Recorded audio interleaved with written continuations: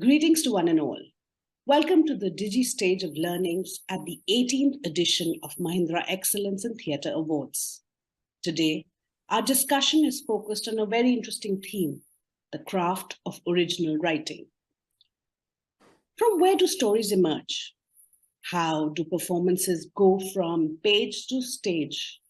What are some of the creative processes that playwrights engage with to create an original script? A successful script not only tells a compelling story, but also engages the audience, elicits emotions, and conveys a message. To shed light on this topic, I'm absolutely delighted and honored to be joined today by Mahesh Dattani. Welcome, Mahesh. Thank you, Sharupa. Thank you for having me, and congratulations on the 18th edition of Meta. That's wonderful. Thank you. You've also been part of some of our editions, and it's really a joy for us to actually today being here to talk to you. Like I told you, I've been a big fan of your work, and it's really exciting that we get to share you with all our audience members today. So tell me, Mahesh, just for everyone who doesn't know, how did it even start? How did it begin? The journey of a playwright for you, how did it start? Let's start at the very beginning, as we say. Okay, a very good place to start. Yeah. Well, I've always been interested in theater. Like I remember seeing the very first play probably at the age of 10. And I was struck by, of course, I'd seen cinema before I saw theater. So I made a very clear choice as to what fascinated me, what involved me. And it was definitely the surreal aspect of theater, the loud makeup and the bright lights and the costumes. Well, that was the kind of play I saw there. And I think it's the impact it had on the audience was unbelievable. It wasn't the kind of isolated experiencing something by yourself as you have in cinema, which is also wonderful. But theater sort of thrives on applause of, collective laughter and collective silence and things. And even to my naive sensibilities at the age of 10, 11, I remember being completely enamored by this world. And my first steps were actually as an actor, because, at the age of 10, what you see is right in front of you. You're not thinking about the machinery behind it. You're not thinking about who wrote this or who directed this or, who's done the costumes and things. You see the performers and you see the immediate effect that the performers have on the audience. And we are receiving the story through the performance. And clearly I wanted to be an actor. And I realized I was terrible at it. I joined a theatre group in Bangalore called the Bangalore Little Theatre, and faithfully turned up at all the auditions and never got a part. And finally, I did get a small part. And then I realized I was actually terrified on stage. And that's when I came to know that acting is really not what I want. But I was in love with the theater. So what could I do? And fortunately, there was a workshop for directors at that time. And I joined the workshop and discovered my love for directing there. And, this is something I know I'm more known as a playwright, but what people may not realize is that over the years, and I'm talking about 40 years of theater, is that I've directed more than I've written, right? Of course, I'm very happy that, I have a modicum of recognition as a playwright, and it's also one of my loves, but I also love directing. So that's where it began. Now, coming to writing, how did that come about? I was acutely aware that I was operating in the English language because of my education, because of where I was. I was in Bangalore, we were Gujaratis, so English was definitely the encouraged medium of expression. And I also visited Bombay later on in my late teens and early 20s. I used to accompany my dad on business. So from Bangalore, we used to go to Bombay. And he used to take me to see Gujarati theatre. He was very fond of Gujarati theatre. What struck me was that in the Gujarati and the Hindi theatre that I saw, the audiences could relate completely to what was happening on stage. And in many instances, the characters, the development of the characters were in some way resonated the lives of the audiences. So there was spontaneous applause, there was spontaneous laughter. And I realized that in the kind of English language theatre I was used to seeing, and remember, I'm talking about the 70s, right? And at that time, English language theatre was very, very much your Bangalore club, a very clubhouse kind of thing, you know, which some people who spoke the language well indulged in. So obviously it didn't have a connect with audiences. It really didn't. And I was a part of it. I'm not blaming anyone else. Even some of the earlier stuff I did was terrible. And it had absolutely no impact. I mean, I directed plays like Hippolytus, Euripides, and I did some other, I did Sartre in camera, and they were so bad. I don't think I quite fully understood what I was doing, and certainly the audience didn't. But this is what I felt, that I have to be a part of this, right? When I saw the Gujarati and Hindi plays in Bombay. And that's when I thought that what I really need is a plays in English, because that's a language which I was proficient in, or I expressed myself in that, but with something that my audiences could relate to, right? And that's when I said, why not try my hand at writing? And I wrote Where There's a Will. And the production, which I directed, and I also acted in it, unfortunately. But it was easy to act because I was playing the author-backed role. It was very much, I could identify with that character. There was instantaneous laughter and applause at places where people could relate to what was going on. I'm not saying that it was a brilliant play or it was a brilliant production. It was the laughter of identity. It was the applause of relating, to say, yes, that's who we are. And I thought there was a tremendous release. And I said, this is where I feel complete. This is where I feel that I've truly connected. And that's how my journey as a playwright began.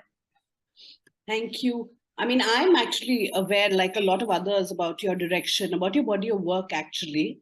But yeah, like you said, most often when you hear the name, what strikes all of us is, because, I mean, I remember, Mahesh, that it was your writing that brought, in some ways, I'm not undermining all the greats that we've had before, since, throughout, but I know that your writing was a certain kind of English writing on the Indian stage that kind of, brought a change in the form or in the style of English theatres that we started seeing in the early 90s in places like Delhi, Bombay, and things like that.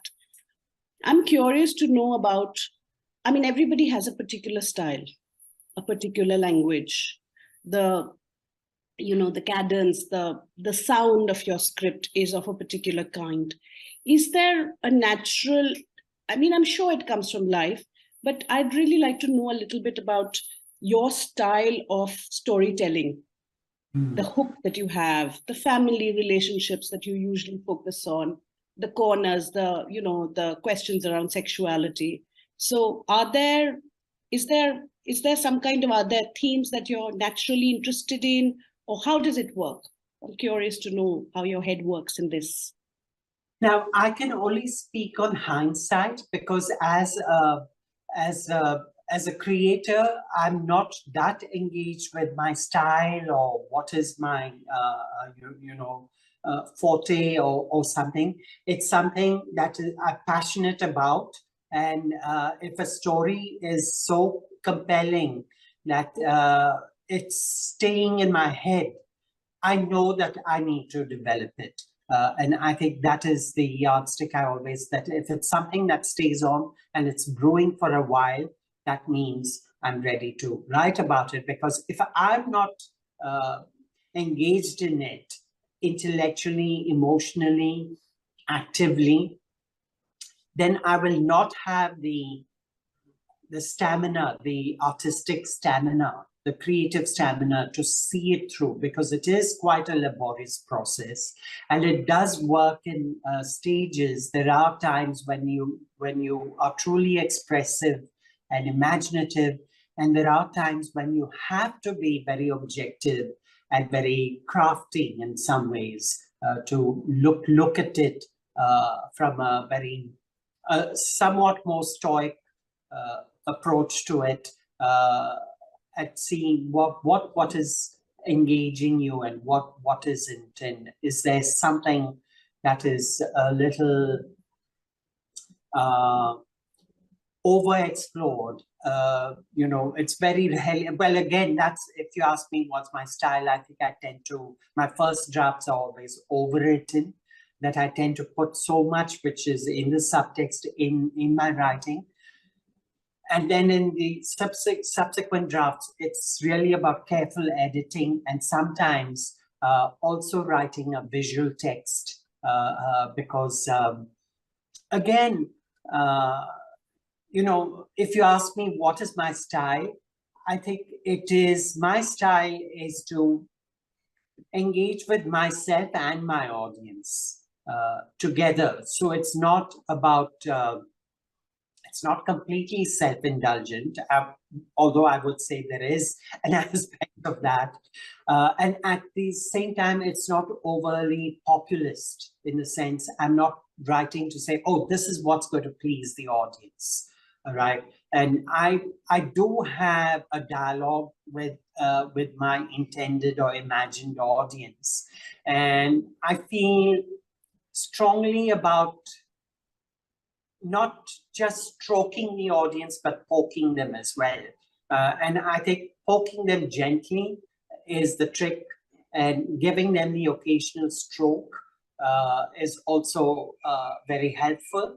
And I think that's what we're looking for in a space like the theatre, is that we want the validation of who we are, but at the same time, we also want the challenge that, are we in an idealistic society? Is this the world we want to live in? Or is there something else that we aspire for? So I think it's a constant dance between all this. That's really interesting. I mean, I'm curious that, there are plays that you've written and directed yourself, and there are your plays that have been directed by other people. Now, it's already been years and decades that other people have directed your plays, but in the initial years when others started directing the plays that you had written and directed already, what was the experience like? Because I'm sure everybody brings, their own, the way they're looking at it, their own perception. And I don't know how you feel about people editing your lines. Do you even allow that or not? But I'm curious to know how that experience was. Well, in a way, it opened another dimension because till then, when I was writing and directing, it was, like I said, a dance between me and my audience. And then I just saw my collaborators, actors and designers as supporting that. And that was a very limited way of working. But the minute other people started directing my plays, especially people like Alec Padamsee and Lilette Dubé and Arvind Gaur later, it opened another dimension, because now the dance was not just directly between me and the audience, but it was a dance between me and the director and the audience as well. And I think it was healthy. I think it was very healthy. There was something very healthy, or maybe I was fortunate that I had the right directors interested in my work, because they saw, looking back on my earlier directorial efforts, I feel that the directing that I did of other scripts, not my own, I think I did a far better job. Because now looking back on it, I feel that when I directed my own script, as a director, I was actually lawyering my script. I was there as a lawyer for the script that I had written. That I was there to defend it and speak its case. And I think somewhere that obviously did not allow it, the creation to truly bloom, right? And I think it was truly liberating when other directors interpreted it and gave it an insight, which was probably subliminal for me, that it was, you know, because writing is such a layered process, that there is the conscious writing, but even when you consciously speak or write, there's also something that you're not saying, that you're not doing, and that sometimes speaks louder. And I think a good play does that it's really about what's being unsaid, or what's the action that wasn't done, the choice that was not made. And that then becomes, that's one way of engaging the audience, because the audience's imagination then covers those spaces beautifully. And I think with others directing my plays, that happened somewhere, that bloomed. And I feel it also helped me get more believable with my writing. Now, believable is a very tricky word, because we associate it with realism or a sense of verisimilitude. Whereas I think all theater is heightened. I don't think there is something, I mean, there was an experiment of this hyper-realism that, you know, the time on stage is the time actually lived by the imagined actors, or somebody's baking a cake. It's actually baking in the oven. I mean, those are great explorations and experiments. I hate the word experiment. I'll use the word explorations. But that's sort of a little aside. Whereas I think all theater is heightened in some ways. And I think that's the beauty of theater. That is something which cinema doesn't offer, because cinema works the other way, that all life in the cinema is lessened because the medium is larger than life. Whereas with theater, the art has to be heightened, because the medium, when it's presented, at least earlier, the way it was presented, it was smaller than life, that you viewed it at a distance, that you never really got into an intrusive space. It was never that, you know, close. Whereas in, yes, exactly, the audiences where the camera's lenses. Yeah, like the close-ups and all. It's a different medium altogether. Absolutely, absolutely, right. So I think it helped me heighten my dialogue rather than make them expository in some ways, that I'm not explaining the story, but I'm heightening what is being said, and I'm also providing scope for active choices for actors, which I think has just helped me with the craft. You had different people directing, like you've said, from, you know, the late Alec Padamsee, Lilette, of course, and Arvind Gore and the others. What is, I mean, you know, I'm curious, every time there's a journey, because I don't know if any of them have also redone plays, like, you know, have they done the same play? Different directors have done it. What is that journey like? I mean, you know. Yes, that is. I like it when productions surprise me. And Dance Like a Man has had several productions in many parts of the world. And Final Solutions, that's an interesting question you ask, because I was invited to Japan by the Japan Foundation, and they had arranged for a Japanese production of Final Solutions. It was, Wow. and I sat in and this Buto performance began. It was a dance performance, very, very intense, and there was some operatic voicing, not singing, and it was very, very stylistic and everything. And I was waiting for my play to begin, and this performance got over, and then there was a Q&A. And that's when I realized that what I'd seen was my play. Was your performance? Was my, right? And I was thinking, where are the lines? Where is this? And what did the audience? And in the Q&A, which of course was translated to me through the thingamy that they the system that they have, interpretation system. Yeah, I realized that they were engaged in the themes. They were looking at the insider and the outsider and things. And of course, the plot wasn't there. The performance, it was, what they'd done was that they removed all the words and kept the essence of the play. And it was fascinating. And again, it was so validating, because I asked myself the question that if I look at my plays, and if I take away all the words, if I take away all the spoken words, what is left? If there's nothing, then the play has nothing to offer. But if I was happy to note that there was what the Buto performers had discovered was the soul of the play, that it was the soul, that it did have a soul. And that was very...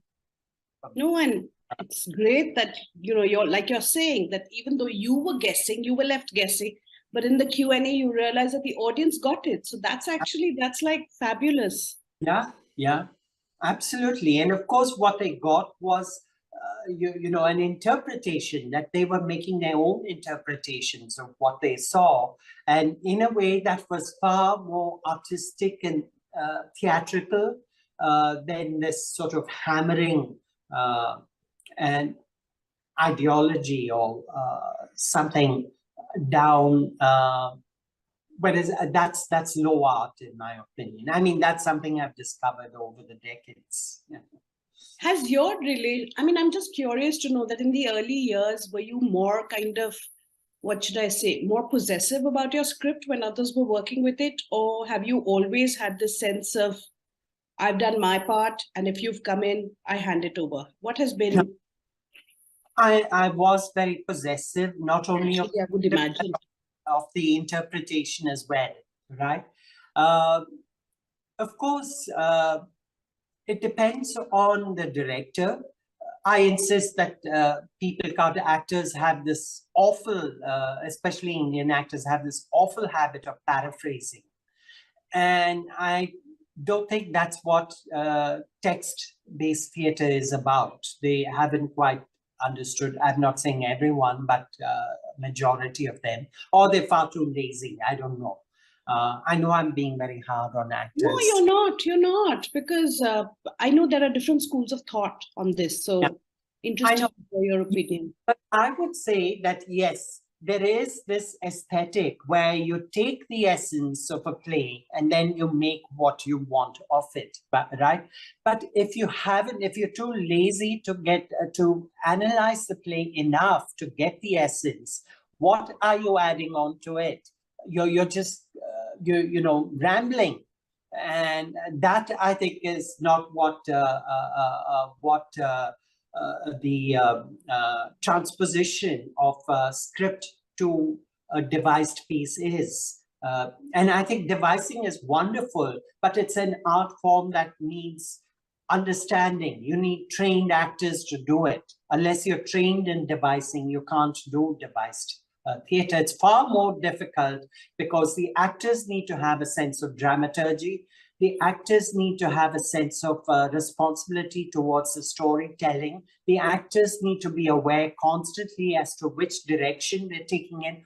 All the work that the playwright has done for them, they need to do it themselves, which is great because I think it just puts the actors center stage where they belong, because theater is an actor's medium. You can do a play, a stage play without a playwright. You can do a stage play without a director, but you can't do a play without the actors. So it definitely is an actor's medium. But I think when you're looking at text-based theatre, there is some merit in the school of thought that you look at it as music, that there is a musicality, a prosody, if you want, that's the word, like melody, there is a prosody, and you try to discover that, right? Now, with the permission of the living playwright and what the director intends, you could, like the Boto performance that I saw, you could change it. There was a very interesting experiment, exploration, which the City Company in New York did. They took a very famous American play, Who's Afraid of Virginia Woolf? And she did exactly this, that Anne Bogart had her actors analyze the text and figure out what exactly the action is. What is it that the actors are doing, right? Not just the activity, but why? What's the intention behind, what do they want and stuff. And then what she did was that she removed all the words. And she said, use gibberish, do what you want, but give me the action working. That's something very beautiful. Of course, I did see it. I've just heard an interview where she describes the process. And then she put the words back in. Right, and that created a certain energy, which they didn't have. And then you have something called, there's this wonderful company in England called the Rash Dash Theatre Company. What they do, I forget her name, but I think there are two of them, is that they create a visual text, right? Now, it could be something which is very, very expressive and very abstract. And then she adds the text, like the one I saw was Romeo and Juliet, right? Now, the intention is that the visual text is saying something. The oral text is saying something, right? Now, if the visual text is giving you something which wouldn't have meaning on its own, and the written text, the spoken text is giving you something which wouldn't have meaning on its own. I know that's a horrible thing to say about Shakespeare, but it's absolutely true, that it lives actually in performance. So when you put the two together, you get something that neither the visual text nor the spoken text could do by itself. And I think that is the power of theatre, because theatre, your audiences are engaging two vital senses. It's a spectacle and it's auditory. So what are you doing? You don't want to give them double information. You don't want to give them what the auditory is giving them, that the visual is just supporting that, right? And I think those are beautiful processes. And I think new scripts and new writing, myself included, because I may be old in years, but I think I'm new as an artist. I'm constantly new as an artist. I feel that there's so much we can draw from, and it's a far more exciting time today for writers than it was earlier, in my opinion. Tell me, you've been involved with film also, with feature films. How has that been? Meaning, what has that been? How did it begin? And how is it different from writing for the stage? Filmmaking is so technical, right? Now, obviously, it's a medium of art by itself. Cinema is a work of art. But no matter how great an artist you are, and no matter how little you know about the technique, ultimately, the technique is overwhelming. At every stage, at every department, film is very departmental in that sense. If the sound isn't right, like you may not hear it with your ears, but how it's processed, then you can't, if you're doing sync sound, that is. And I hate this whole system of dubbing the entire film, which is what the Indian film industry does, at least the bulk of it. And I think it's just taking away something from its artistry completely. How did I get to that? Yes, it's departmental, right? So it is very, very technical. And I think as a director, I could speak as a writer. I've only had the experience of writing and directing film, is that you have to struggle to keep your artistic vision alive, at the same time honoring all the technical requirements and demands. And I think that is an art by itself.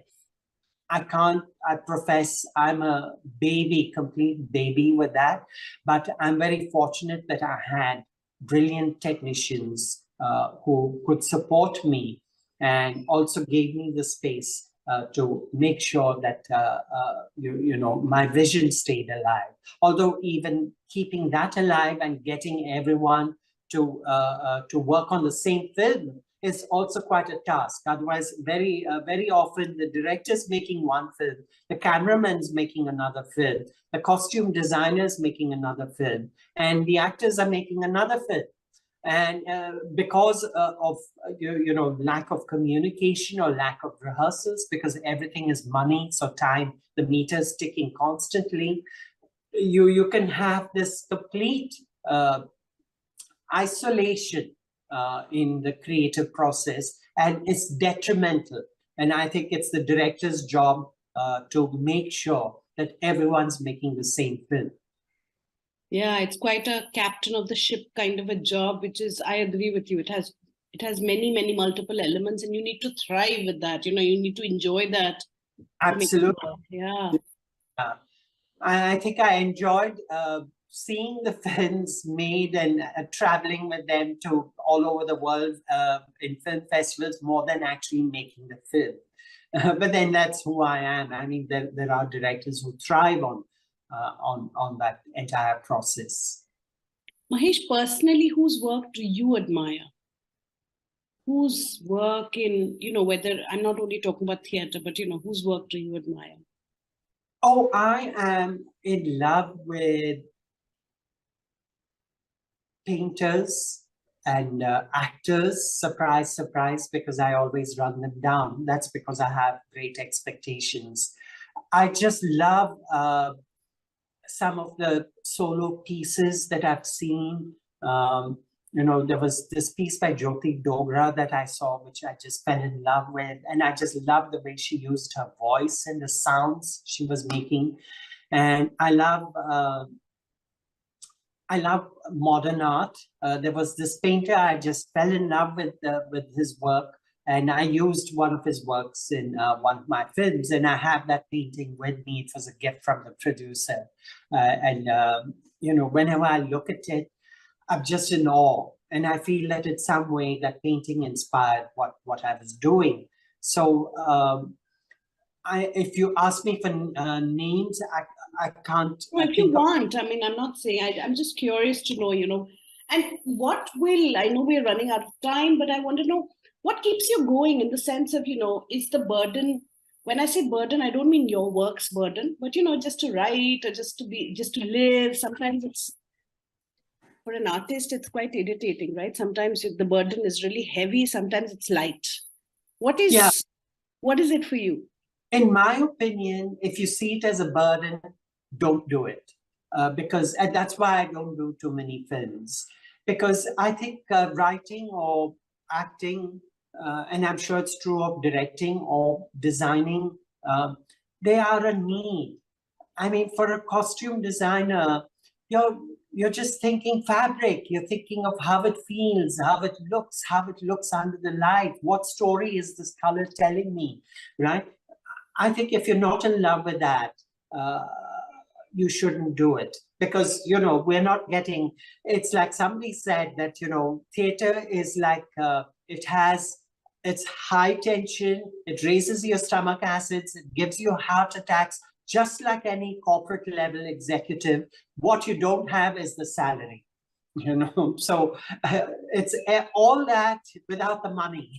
So why are you doing it? Because there's either compulsion or a need to do it that's driving you, and without that, it's like breathing. You just breathe, And you don't see breathing as a burden or an effort. If you did, you'd be dead. And I think it's the same thing about whatever art or whatever form of art or aspect of art that you love and continue to do. What is in the pipeline for you? What are you working on currently? I am thrilled. I will be directing one of my earlier plays in the US where the theatre company were very talented. It's a community theatre group, and they're not professional actors, but they're very, very dedicated, which is what I've been working with them and training them for the past 6 years. So I go and do a product. So I'm looking forward to that. I'm working on a new play, which is actually a sequel to Dance Like a Man, which is under wraps right now because I'm still working on it. Yeah. Lovely, lovely. Tell me, I mean, you know, as somebody in the profession, do you think things like the Meta is 18 years old today? Do you think Meta has in any way influenced or affected the theatre scene in India? It has. I would say it has, because keeping my ear to the ground, I know that there is this joy that the kind of theatre you do has a chance to be seen and acknowledged on a national level. And I think this is like one of the things that I constantly heard when I was on the jury and the recipients came on stage, whether it was a play that was from a village in Kerala or whether it was something from Assam or whatever, the constant refrain was, we never knew our play would be appreciated outside our region, right? And I think that is the true contribution that Meta is making, that, you know, as a culture, we do have tremendous cross-pollination, but as artists, I am sorry to say, we are stagnating. You know, it's me and my art and my region. If I'm doing English language theatre, it's English language theatre and is in Bombay, and that's it. There's nobody else, right? If I'm doing Gujarati theatre or Marathi theatre, this is it and nothing else. And I think that's deadening. I think it has to open out, because that's what great theatre is about, and it is there. We do have it in our midst. It's not that we don't have great theatre. And I think Meta is a wonderful. I'm not plugging Meta, and that's not what I'm saying. It's in it from the bottom of my heart that this is something. I mean, today we sort of celebrate that you know, an Indian song won the best song Oscar, right? Now, obviously, that's an American set of awards, and we'll only get it in some categories. We'll only get it in either best song or a best foreign film or something, whereas it's American films that will be acknowledged for their acting and their directing, music and so on, rightfully so, because it's the American Academy of Awards. And I think we need that for the theatre. Right, just as we have Tonys and Emmys and stuff, we need that not just in India, but I would say South Asia. And I would say that it would be great if Meta expanded to the South Asian theatre community as well. Oh, I really hope we can grow. We all, I mean, you know, we'd love it. But thank you so much, Mahesh. We could continue talking with you forever, really. At least far longer than the time that we had. Thank you so much. Thank you so much. Yeah, and, thanks. Thanks, Sharupa. Thank you. A huge thanks to you for being a part of this conversation and for your support towards and encouragement of the currently ongoing 18th edition of the Mahindra Excellence in Theatre Awards. And thank you to everybody who tuned in to watch this Learnings at Meta conversation. We hope that you all are also coming to watch the plays of Meta 2023 that are being staged from the 23rd to the 28th of March at the Kamani Auditorium and the Shriram Center, New Delhi. Thank you.